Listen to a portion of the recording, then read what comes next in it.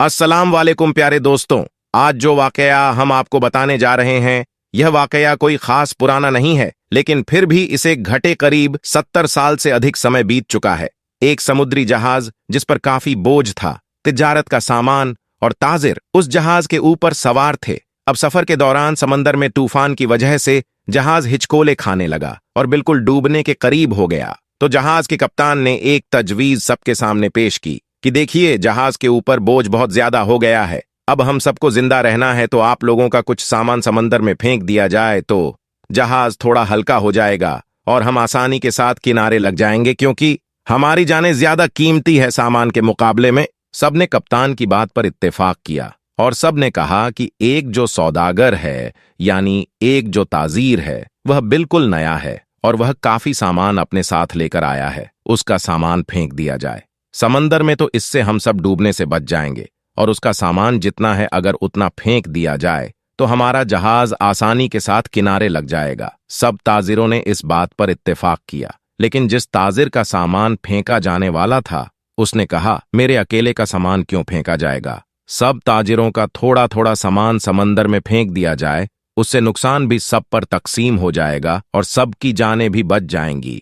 लेकिन सब सौदागर ने उस नए सौदागर यानी नए ताजीर के खिलाफ बगावत कर दी और उसे लड़ाई झगड़ा करना शुरू कर दिया। और झगड़ा इतना बढ़ गया कि सब ताजिरों ने मिलकर उस नए ताजिर यानी उस नए सौदागर को उसके सामान के साथ उठाकर समंदर में फेंक दिया और अपना सफर जारी रखा। ताजिर को तो समंदर में फेंक दिया गया। वह ताजिर बहुत देर तक लहरों से लड़ता रहा।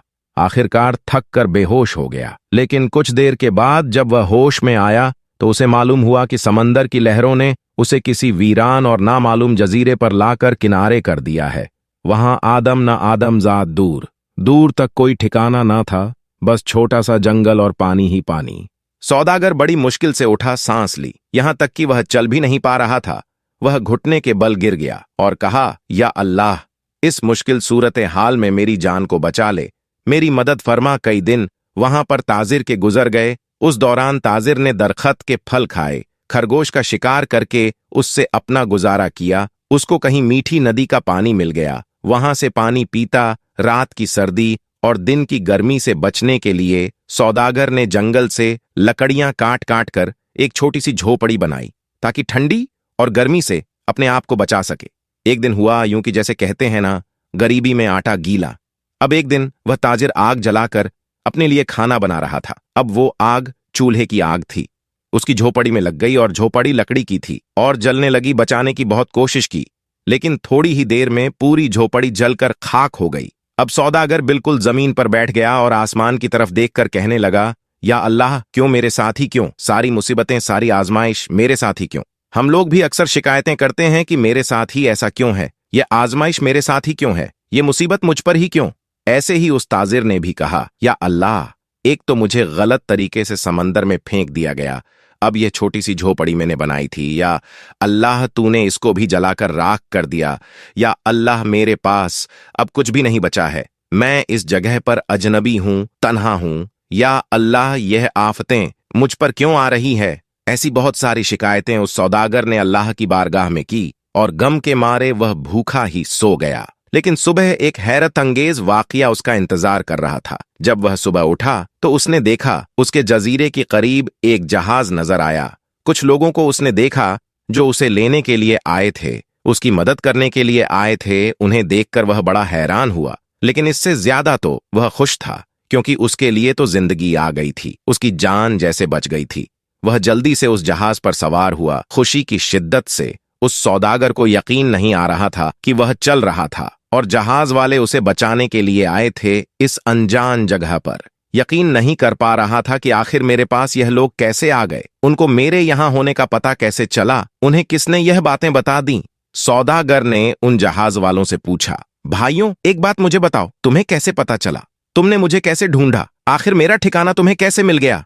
यह तो बिल्कुल अनजान और अजनबी जगह है। उस सौदागर के इन तमाम सवालों को सुनकर जहाज वालों ने जवाब दिया, हमने यहां पर धुआं उठता हुआ देखा था, तो हमें ऐसा लगा कि कोई शख्स हमें अपनी मदद के लिए पुकार रहा है, क्योंकि समंदर में जब कोई मुसीबत में फंसता है तो इसी तरह से इशारे देता है, और हमें ऐसा लगा कि किसी ने यहां पर आग जलाई है और धुएं के जरिए वह हमें मदद के लिए पुकार रहा है। हम तुमको देखने के लिए यहां पर आए। ये सुनकर ताजिर बड़ा खुश हुआ, अल्लाह का शुक्र अदा करने लगा और उसने अपनी कहानी सुनाई।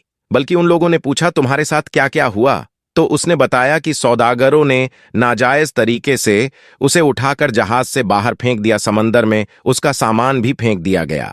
वह लोग जो कि जान बचाने के लिए आए थे, उन्होंने कहा, अच्छा तुम उस जहाज के बारे में हमें बता रहे हो, तो मैं आपको बता दूं कि वह जहाज अपनी मंजिल तक नहीं पहुंचा, बल्कि समंदर के लुटेरों ने उस जहाज पर हमला कर दिया, पूरा सामान लूट लिया और सारे ताजिरों को कत्ल कर दिया। सिर्फ तुम अकेले बच गए हो। तुम पता नहीं कैसे बच गए, अल्लाह ने तुम्हें बचा लिया। सौदागर ये सुनते ही जार-ओ-ख्तार रोने लगा। वहीं सजदे की हालत में गिर गया और कहने लगा, या अल्लाह, तेरे काम और तेरे फैसले सबसे बेहतर होते हैं। तू जो भी करता है अपने बंदों के लिए बेहतर ही करता है। बस हम ही बेसब्री हो जाते हैं, हमारे अंदर सब्र नहीं होता, वरना बाद में तो पता चलता ही है। अल्लाह, तेरा जो फैसला था वह बिल्कुल सही था। मेरे भाइयों और बहनों और दोस्तों, अगर आपकी हालात बिगड़ जाए तो आप डरे नहीं, आप खौफदा ना हो। बस इतना यकीन रखें कि खुदा की हर चीज में हिकमत होती है। जब भी आपका कोई काम रुक जाए, आपकी कश्ती भंवर में फंस जाए, आपकी झोपड़ी जल जाए, तो यह जान लें कि खुदा आपका अच्छा इंतजाम कर रहा है।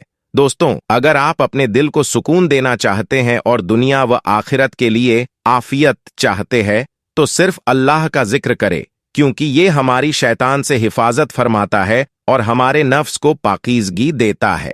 अल्लाह पर भरोसा रखने का मतलब है कि अल्लाह किसी इंसान पर उसकी क्षमता से ज्यादा बोझ नहीं डालता। अल्लाह पर भरोसा रखने वाले लोग कभी उम्मीद नहीं खोते। अल्लाह पर भरोसा रखने का मतलब यह नहीं है कि इंसान गलती नहीं करता। अल्लाह ने इंसानों को कमजोर, त्रुटिपूर्ण और पतनशील बनाया है। अल्लाह पर भरोसा रखने के लिए सबसे पहले यह जरूरी है कि हम अल्लाह को अच्छी तरह से जानें। इसके लिए अल्लाह के कई नामों और गुणों को सीखना, उनका अध्ययन करना और उन पर विचार करना जरूरी है। ऐसा करने का सबसे अच्छा तरीका कुरान पढ़ना और सुन्नत के बारे में ज्यादा जानने के लिए नियमित रूप से समय निकालना है। वफादार जानता है कि जिस भी कठिन समय में वह खुद को पाता है, वह ईश्वर द्वारा भेजी गई परीक्षा है। वह चीजों को अपने तरीके से लेता है, यह याद करते हुए कि सर्वशक्तिमान अल्लाह ने उसे क्या सलाह दी है।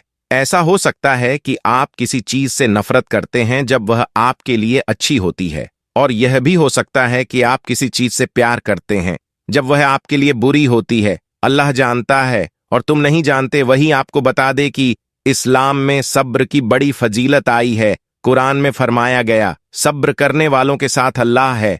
सब्र यह है कि अपनी कोई भी चीज, चाहे वह कितनी ही बड़ी क्यों न हो, हाथ से जाती रहे तो हम न हिम्मत खो बैठे और न रोएं धोएं। अल्लाह के फैसले पर राजी रहें और इस यकीन को बनाए रखें कि लिया उसी ने है जिसने दिया था, इससे इच्छा इस्तेमाल हो भी क्या सकता है। ये भी यकीन रखें कि अल्लाह का कोई भी काम बेमकसद नहीं होता। अगर हम सब्र से काम लेते हैं तो वह हमसे खुश होगा और आखिर में अच्छे से अच्छा बदला भी देगा।